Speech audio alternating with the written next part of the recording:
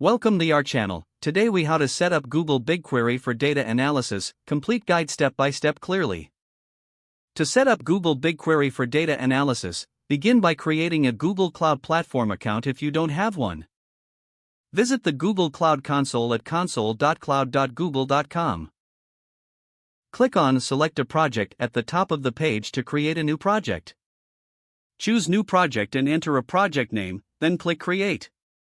Once your project is created, make sure it's selected. Next, navigate to the left-hand menu and select BigQuery. In the BigQuery dashboard, you'll see your project listed. Click on Create Dataset to organize your data. Provide a name for your dataset and configure the settings as needed. Click Create Dataset to finalize the process. To load data into BigQuery, click on your newly created dataset. Select Create Table from the options presented. You can choose to upload a file, use Google Cloud Storage, or other sources for your data. Configure the source setting according to your data source type. Specify the format of the data you are uploading, such as CSV or JSON. Set the destination table name and update any schema settings if necessary. Click Create Table to load your data into BigQuery. Once your data is loaded, navigate to the SQL workspace to start querying. Write SQL queries in the query editor to analyze your data. After composing your query, click Run to execute it. You can visualize your query results directly within the console.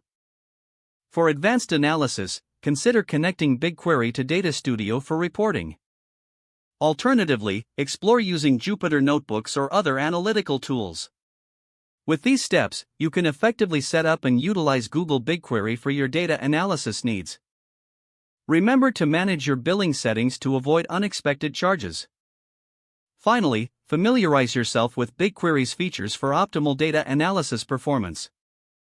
If the page does not load, refresh the browser or try again in a private or incognito window.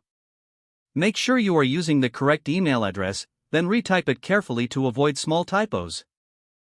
If your password is not accepted, use the reset option and create a new strong password you can remember.